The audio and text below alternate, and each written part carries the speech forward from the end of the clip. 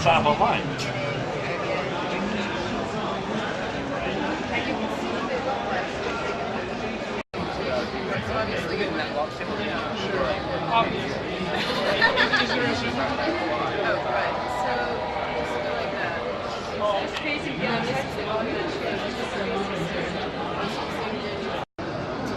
Welcome everybody. Thank you for coming out to Word on the Street and to our special panel on the G20, co-presented by New Internationalist magazine and Canadian Dimension. I'm Hadani Ditmars. I'm a co-editor at New Internationalist and the author of Dancing in the No-Fly Zone.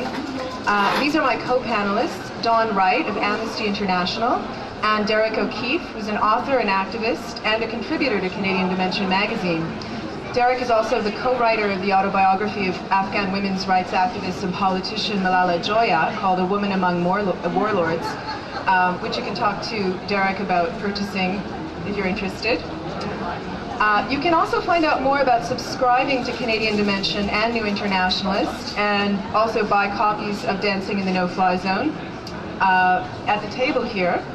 So if you're interested in either a subscription or a book purchase, talk to our friend Trevor. So I will just introduce our panelists, if you're not familiar with them. And we can still hear us in the back. Good. Dawn Wright is a regional development coordinator with Amnesty International Canada, based here in Vancouver. And he works with Amnesty members and groups, as well as the public and media, throughout the BC, Yukon, and Alberta to promote respect for human rights and to end the violation of human rights around the world. So Dawn will be speaking later on as well, I'm hoping, about Amnesty's call for a public inquiry into the events around the G20 in Toronto this summer. To my right is Derek O'Keefe, you may be familiar with. Derek is a writer and social justice activist based in Vancouver. He's the co-chair of the Canadian Peace Alliance, the country's largest network of anti-war groups, and a coordinating member of the Vancouver Stop War Coalition.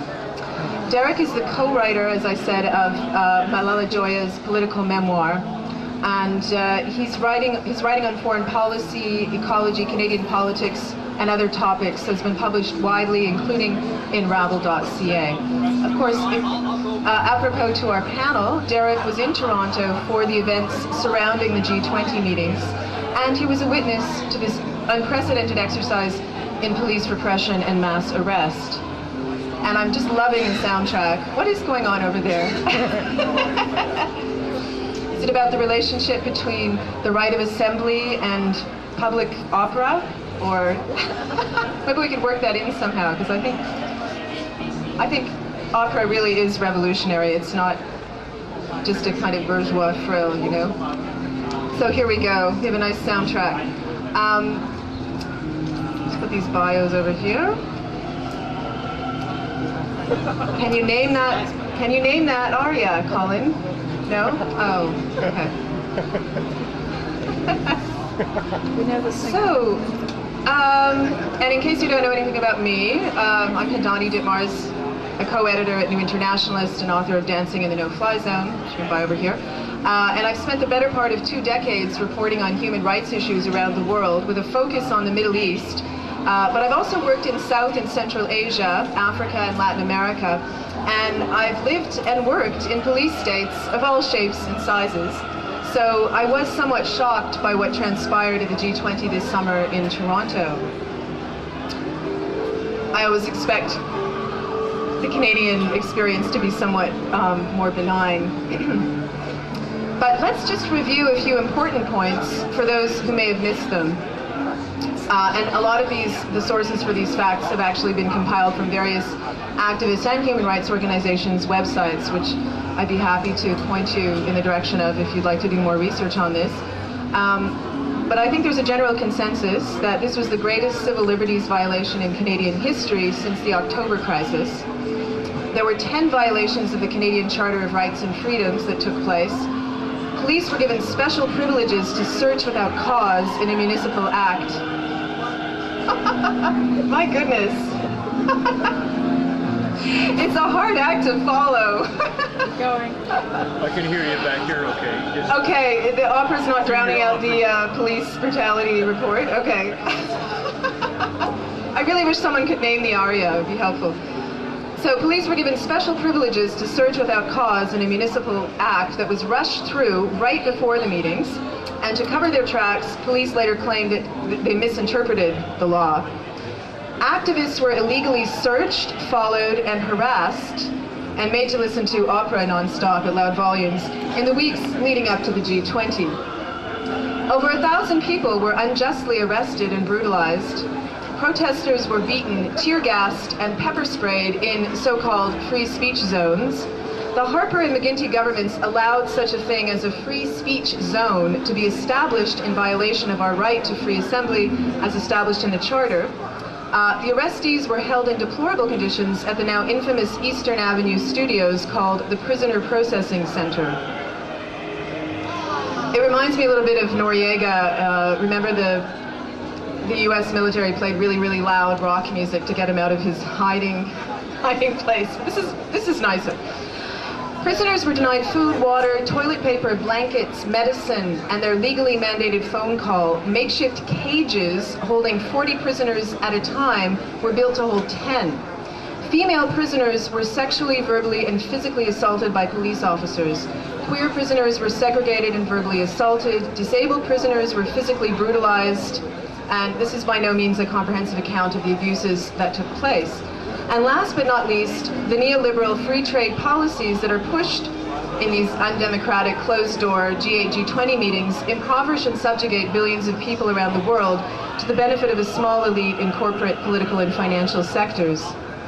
So that's just a small sampling of the highlights of the G20.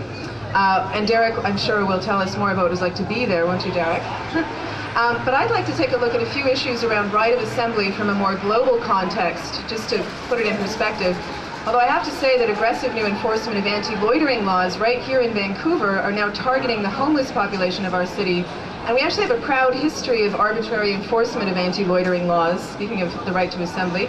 I recall stories about members of the city's Italian community several decades ago being charged with loitering for simply hanging out on the sidewalk on warm summer nights, which speaks volumes on the cultural nature of our civic character. So I'm glad that we've evolved to the point where we can have this at word on the street. But I do think it's important for us to look at challenges to the right of assembly worldwide and see the struggle here as part of a more global one.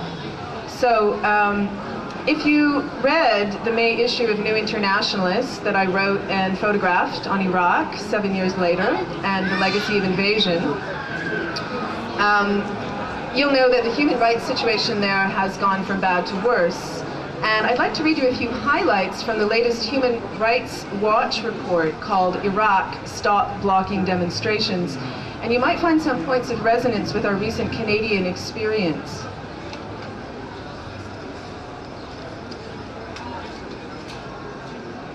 So you can access this actually at Human Rights Watch, on the Human Rights Watch website, but here are just a few highlights.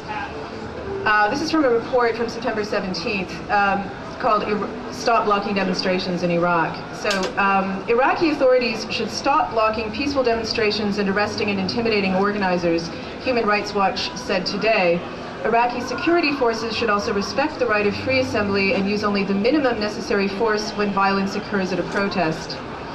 After thousands of Iraqis took to the streets in the summer of 2010 to protest a chronic lack of government services, Iraqi authorities cracked down on demonstrations. The Interior Ministry issued onerous regulations about public protests, and the Prime Minister's office apparently issued a secret order instructing the Interior Minister to refuse permits for demonstrations about power shortages. In the past few months, the government has refused to authorize numerous requests for public demonstrations with no explanation. Authorities have also arrested and intimidated organizers and protesters, and policing actions have led to death and injuries.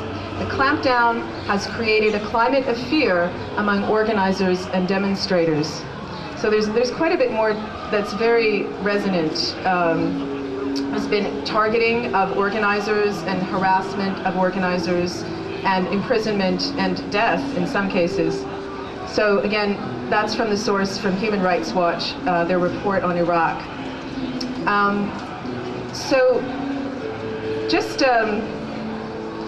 If you read, referring to last October's issue on political Islam, which I wrote partly and edited, you can see from the cover photo, this is a photo of an Iranian woman protesting last year. And you can archive these on our website. You can go to the archives on our website to read more about this. But if you read that October issue on political Islam or watched any of the protesters' mobile phone footage on YouTube, you're well aware of current issues in Iran in terms of right of assembly. And my interview in the same magazine with a gay Iraqi rights activist, Ali Hili, who must live in hiding under an assumed name after receiving a death fatwa from Ayatollah Sistani for his outspoken criticism of violence against gays in post-invasion Iraq, and whose supporters in Iraq, in Iraq's current climate of fear, could never dream of an actual public protest. Well, it's a rather sobering interview, and it should make us all aware of the need to safeguard our right to assembly and protest. And if anyone read any of the eyewitness accounts of activists on board the Mavi Marmara, say perhaps on rabble.ca, when Israeli commandos boarded, you may be well aware of the dangers of peaceful protest, even in international Mediterranean waters. So one might well ask, what is the value of protest? Is it worth it? Does it make a difference, even in democracies? One wonders, for example, in the case of the UK, when tens of thousands of protesters marched against the war in Iraq, against the invasion of Iraq, rather, but Tony Blair blithely continued his illegal aggression against a sovereign nation. Yet there are other more hopeful examples. In Berlin, on the West Bank, for example, years of weekly protests by local Palestinians, as well as Israeli and international activists, have resulted in the Israeli wall receding somewhat from the traditional farmland it had swallowed up. I recall also the first Intifada, when Palestinian women took a primary role in public protest, and brave mothers and grandmothers stood in front of the cocked guns of Israeli soldiers to protest the illegal arrests and beatings of their sons, brothers, and husbands. And if you read last October's issue, this one, you might also have read my interview with a Saudi Arabian feminist named Wajeha Al-Huwaider, who found a rather creative way to circumvent the regressive laws in her country by having her sister-in-law videotape her driving, an illegal act for a woman in the kingdom, and by posting it on YouTube. So, well, here in Vancouver, as a woman who hasn't driven in 20 years, I'd be more likely to protest against the dominance of car culture, but to each his own. The essential issue I'm driving at here is that we must remain vigilant and in our support of civil liberties, of the right to assembly and nonviolent protest without fear of violence or arbitrary arrest, both at home and abroad, because our struggles are intrinsically connected. So now I'm going to give the floor over to Derek O'Keefe, who was actually present at the G20 protests this summer in Toronto. Derek.